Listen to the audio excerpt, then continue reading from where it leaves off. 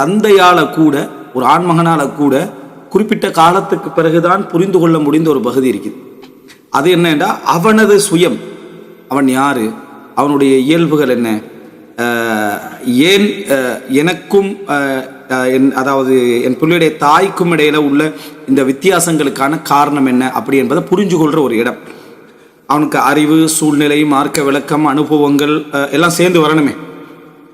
அதை இவன் புரிஞ்சு கொள்வதற்கே இவ்வளோ காலமாகுது. அப்போதான் அவனோட தந்தையை புரிஞ்சு கொள்வான். யார்? இவன் தந்தையாக இருப்பான், ஆனால் அவனுக்கு சின்ன வயசாக இருக்கும், ஒரு 25 வயசாக இருக்கணும் வைங்களேன்.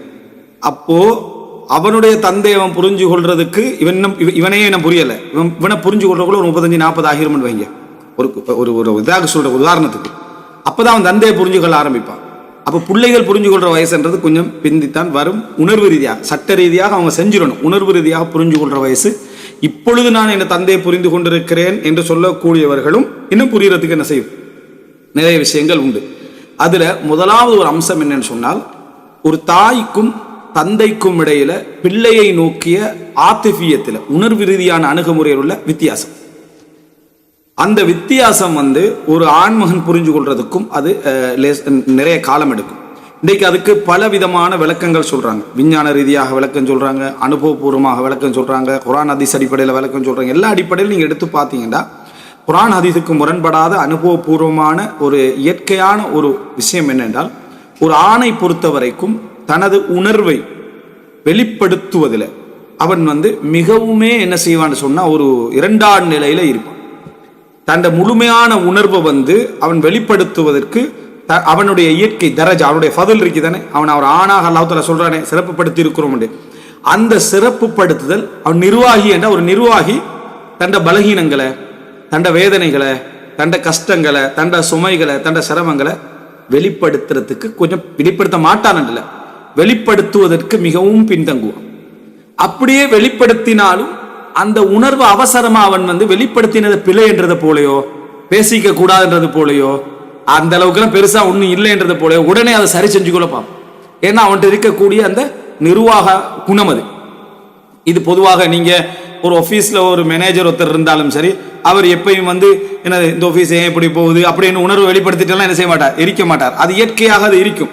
இது ஒரு ஆண்மகன்ட்டை அது இருக்கும். எனவே தந்தையாக இருக்கக்கூடிய பெரும்பாலும் அவர் உணர்வு ரீதியான விஷயங்களை அதாவது வெளிப்படுத்துறதுல மிகவும் பின்தங்கியவராக இருப்பார். அதுல சிலர் 100 இருப்பாங்க. உணர்வு என்ற பகுதியே அவற்றிலிருந்து வெளிவருறதுன்றது மிக மிக மிக மிக மிக கஷ்டமான ஒரு பகுதி இருக்கும். சில கொஞ்சமாவது உணர்வை வெளிப்படுத்தினால்தான் என்ன செய்யமாண்டா நமது வாழ்க்கையுடைய முறைகள் கொஞ்சம் பொருத்தமாக போகும். உணர்வுகளை வெளிப்படுத்தவில்லை என்று சொன்னால் நமது சந்தோஷமான பகுதிகளும் அல்லது நமது அந்த உறுதியான பகுதிகளும் விளங்கும்.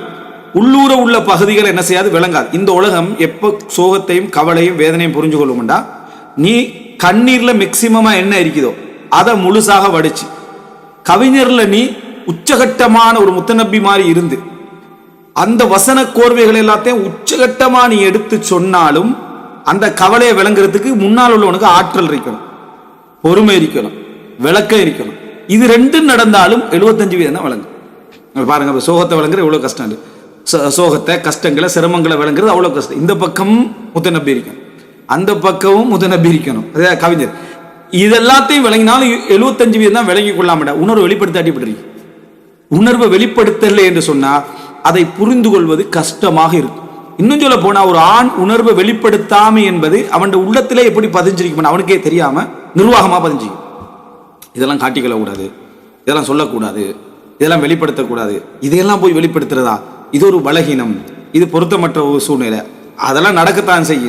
இதை பார்த்தா என் புள்ள பலகீனம் அடைவான், என் மனைவி பலகீனம் அடைவா, என் குடும்பம் பலகீனம் அடையும், அப்படி நினைக்க கூடாது என்றே அந்த மனசுக்குள்ள என்ன செய்வான், அதை போட்டுக்கொண்டேதான் அவனது பயணங்கள் என்ன செய்யும், போய்கொண்டே இருக்கும்.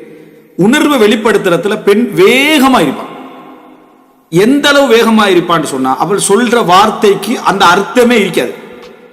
அந்த அர்த்தம் இல்லாததை ஆண் விளங்கி கொள்ற அளவுக்கு உணர்வுல வேகமாய்ப்பாள். உண்மையில அந்த அர்த்தத்துல சொல்லி இருக்க மாட்டான். உதாரணமா, உங்கள்கிட்ட என்னத்தை தான் நான் கண்டேன், என்ன ஹைரத்தான் இதுவரைக்கும் கண்டிக்கிறேன்னு ஒரு பெண் சொன்னான்னு வைங்களேன், அந்த வசனத்துக்கு நம்ம விளங்குற அர்த்தம் அதுக்கு இல்லவே இல்லை. ஒரு பெண் நீ என் வாழ்க்கையில் எதையும் செலவழிக்கவில்லை, நீ எனக்கு எந்த பொறுப்பையும் எடுக்கல, உன்னால நான் எந்த நலவையும் காணவில்லை என்றதுக்காக ஒரு பெண் சொல்லலை. கிடைச்ச வசனம் அதுதான். வேகமா அந்த வசனத்தை சொல்லிடுவா, அல்லாஹிர் கைரு முராத். என்ன வெளிப்படையாக விளங்கும் அர்த்தம் கைரு முராத், அது அல்ல அவங்களோட நோக்கம். அதனால இந்த ஆண்கள் விளங்காம என்ன செய்வாங்கன்னா, எந்த ஹைரும் காணலே நீ சொல்றாயே, ஹைர் லிஸ்ட் போடுறது, காமூசுல் ஹைராத், விளங்கிட்டா என்ன நலவுகளுடைய பட்டியல் அப்படின்னு அதை போட ஆரம்பிப்பாங்க. பெண் வந்து கைரு முராத் நான் சொல்றேனே, அந்த வசனத்துக்கு அவள்கிட்ட அந்த அர்த்தம் இல்லையே, அதெல்லாம் நீங்க சொல்ற டைம்ல இதெல்லாம் நான் எங்க மறுத்தேன்னு கேட்டுருவான். இதெல்லாம் நான் மறுக்கவே இல்லை. நீ ஃபர்ஸ்ட்டுக்கு என்ன வசனம் சொன்னாய், அதுக்கு அந்த அர்த்தம் இல்லை, சொன்னதுக்கு அந்த அர்த்தம் இல்லை. உணர்வை வேகமாக வெளிப்படுத்துகிற நேரத்தில் அவங்க செலக்ட் பண்ற வார்த்தைகள் வந்து சரியா லொஜிக்கலா இதெல்லாம் உள்ளடங்கும் இதெல்லாம் உள்ளடங்காது என்ற அடிப்படையில் அவங்க வார்த்தைகளை வெளிப்படுத்த மாட்டாங்க. இது ஒரு ஆம்பளை புரிஞ்சு கொண்டாண்டா வசனத்துக்கு வசனம் பார்த்து சொல்லுக்கு சொல் பார்த்து பதில் சொல்லிட்டே படாது. ஏன்னா அந்த அர்த்தம் அவங்களும் வைக்கல, நீ பதில் சொன்னா வேஸ்ட் தான், நீ பதில் சொன்னா வேஸ்ட். இது எந்த விஷயங்களாக இருந்தாலும் சரி, இது எந்த விஷயமாக இருந்தாலும் சரி, இதை நீங்க புரிஞ்சுக்கின்ற உணர்வுல பெண்கள் உணர்வை வெளிப்படுத்துறதுல மிக வேகமாக இருப்பார். ஆண் உணர்வை வெளிப்படுத்துறதுல மிக தாமதமானவனா இருப்பான். இதுல வந்து பல நேரங்கள்ல அவன் பல சுமைகள் பல கஷ்டங்கள் பல வேதனைகளை அவன் சுமந்தவனா இருந்தாலும் கூட அவனை அவசரமா சிரிக்க வைக்க முடியும், அவசரமா அதை கண்டுகொள்ளாத இடத்துக்கு கொண்டு போக முடியும். அதெல்லாம் ஒண்ணுமே இல்லை என்ற உணர்வுக்கு ஆணை கொண்டு போக முடியும். ஆணுடைய இயல்புடைய தன்மை. ஒரு பெண்ணை பொறுத்த வரைக்கும் அதிலிருந்து வெளியே வருவதற்கு அவளுக்கு டைம் வேணும். ஒரு உணர்வு வேதனை வந்துட்டா டைம் எடுப்ப. நீங்க என்ன செஞ்சிருவீங்கன்னா நிறைய சமாதானங்கள் எல்லாம் படுத்திருவீங்க. இன்ஷால்லா இது கணவன் மனை புரிந்து உணர்வுல வர வேண்டிய ஒரு பகுதி, சரியா? நீங்க நிறைய சமாதானம் எல்லாம் படுத்திருப்பீங்க. நிறைய சமாதானம் படுத்தியும் சமாதானமாக இல்லை, கொஞ்சம் அடமன் டைப் இருக்குது, இறங்காத டைப் அப்படியெல்லாம் இல்லை. அந்த உணர்வு அவங்கள்ட்ட ஆழமானது பலமானது. அதிலிருந்து அவங்களுக்கு வெளியே வருவதற்கு நேரம் ஏற்படும். நீங்க போற டைம்ல யூட்டர்ன் எடுத்துருவீங்க. நீங்க போற வேகத்துல சீரியஸா பேசிட்டு சிரிப்பு லிஸ்ட்டுக்கு என்ன செஞ்சிருவீங்க, பேத்துருவீங்க. ஏன்னா ஆணுடைய இது லேசி. ஆண் வந்து நிர்வாக உணர்வுல இருப்பான். ஆண் வந்து நிர்வாக உணர்வுல என்ன செய்வான், இருப்பான். அதனால அவனுக்கு சுமைகள் வந்து 1000 இருந்தாலும் ஒரு நேரம் வெளிப்படும். வெளிப்பட்ட நேரத்திலேயே வேகமா அவன் யூட்டர்ன் எடுக்கிறதால இவனுக்கு சோகம் இருக்குதானா, உண்மையிலே இவன் கவலைப்படுறானா, இவனுக்கு இவ்வளவு பகுதிகள் இருக்கிறானா என்றது இல்லாதனால ரப்பு தான் பொறுப்பெடுத்து பேச வேண்டி. ரப்பு என்ன ஆணுடைய விஷயத்துல பொறுப்பெடுத்து பேச வேண்டிய ஒரு நிலைமையை நம்ம பார்க்கணும். அதனாலதான் ரசூலுல்லாஹி ஸல்லல்லாஹு அலைஹி வஸல்லம் அவர்கிட்ட ஒரு மகன் வந்து சொல்றார், அல்லாஹ்வின் தூதரே, என்னுடைய தந்தை அதாவது யுரீது ஐயஜ்தாஹமாலி, ஏண்ட பணத்துல அவர் நினைச்ச மாதிரி முழுசா எடுத்துக்கல என்ன செய்யறாரு, விரும்புறாரு. அப்படி என்னன்னே ரசூலுல்லாஹ் சொல்றாங்க, என்னது அன்த வமாலுக லி அபீக், நீயும் உனது சொத்துக்களும் உன் தந்தைக்குரியது தான் அப்படி என்றார். இதனுடைய சட்ட பகுதி ஒன்று இருக்கு, அதுக்கு நாங்கள் வருவோம். இதுல நம்ம என்ன தெரிஞ்சு கொள்றோம்டா, ரசூல் ஸல்லல்லாஹு அலைஹி வஸல்லம் அந்த முறைப்பட்ட உடனே ரசூல் ஸல்லல்லாஹு அலைஹி வஸல்லம் தந்தையுடைய உணர்வு ரீதியான பகுதியை தான் இங்க என்ன செய்யறாங்க, பேசுறாங்க. ஒரு தந்தையுடைய விஷயத்துல நீ இப்படி முறைப்படுற அளவுக்கு தந்தை என்ன செய்யக்கூடாது, நீ வைத்துக் கொள்ளக்கூடாது, நீயும் உன் சொத்தும் உன் தந்தைக்கு தான் என்று சொல்லி ரசூல் ஸல்லல்லாஹு அலைஹி வஸல்லம் சொல்றாங்க. அப்ப இந்த வார்த்தை அல் வாலிது அவ்ஸத்து அப்வாபில் ஜன்னah, தந்தை சொர்க்கத்தின் நடுவாயில் என்று ரசூலுல்லாஹி ஸல்லல்லாஹு அலைஹி வஸல்லம் பேசுறாங்க, சொல்லி காட்டுறாங்க. ஹசனான தரத்தில் வரக்கூடிய செய்தி. இந்த செய்திகள் எல்லாம் தந்தைக்கு ரசூல் ஸல்லல்லாஹு அலைஹி வஸல்லம் உணர்வு ரீதியாக கொடுத்த அந்த முக்கியத்துவத்தை நம்ம என்ன செய்யறோம், புரிந்து கொள்கிறோம். இந்த அடிப்படையில் பார்த்தீங்கன்னா ஒரு தந்தை ஒரு மகன் வந்து தந்தையை புரிந்து கொள்வதற்கு லேட் ஆகுவதற்கு இதுதான் காரணம். தாய அவன் மிச்ச சின்ன வயசுலேருந்தே புரிஞ்சு கொள்றோம்.